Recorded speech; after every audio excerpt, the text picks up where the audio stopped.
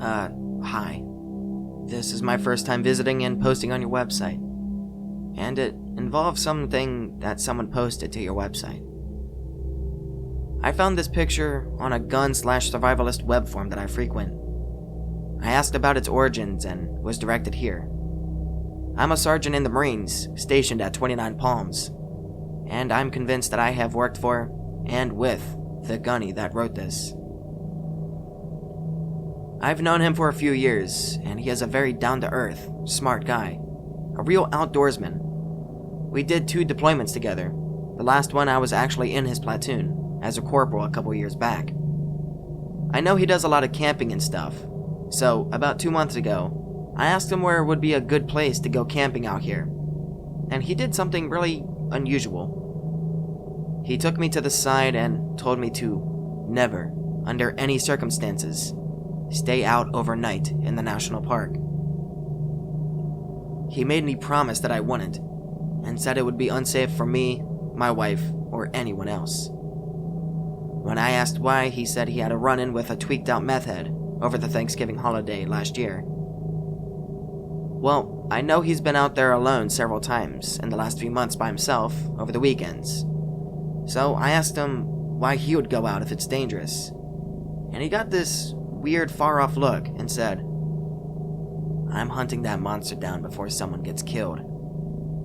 I was like, wow, really, Gunny?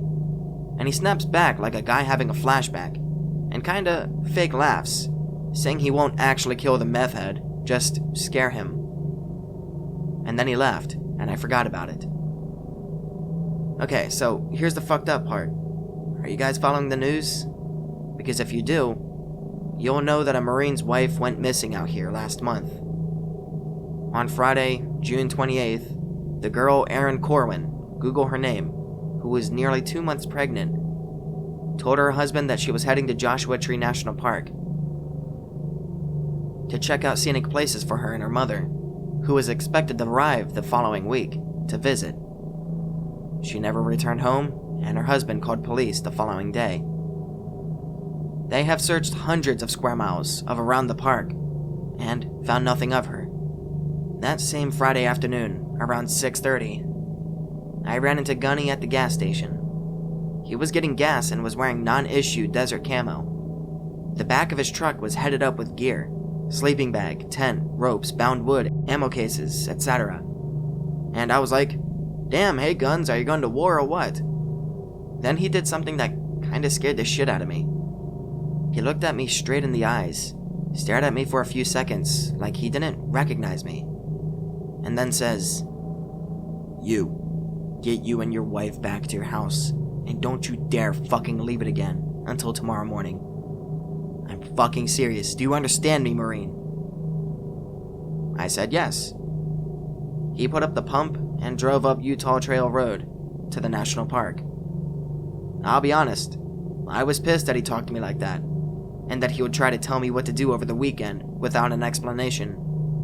So, me and the wife got back in the car and went about our day as we planned.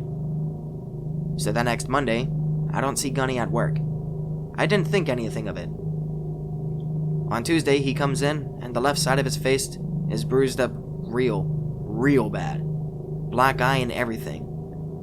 When I ask, he says that he tried to leave the park late Saturday night, and he totaled his truck when he accidentally drove it into a gully.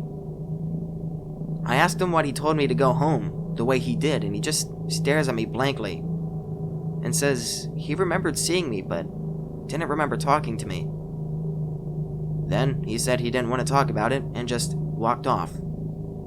He went on leave the next day for 2 weeks. Once that girl Erin was announced as missing, I know he was one of the volunteers that helped search for her while he was on leave. When he came back to work on July the 16th, he was like a totally different guy.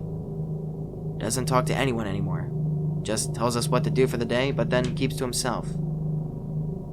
Doesn't smile, laugh, chew anyone's ass, nothing. Others have noticed it too. Other people know he totaled his truck, but only I know about our camping conversation. And after reading the picture I've attached here, I'm starting to think something really fucked up is going on. So, that's it. What do you think is going on? And what should I do? Hey guys, it's me again. For the record, your forum here is kinda hard to use. There's very little organization. Anyway, so I talked to Gunny today. I started off with a couple offhand questions about things from the past. Like, hey Gunny, do you remember that guy on a deployment in 2012 that we had to send home because of a pelvic fracture when he hit our first IED? Do you remember his name? He looked at me for a few seconds each time, and then says, yeah, it was Crawford. Neil Crawford. Then he walked off.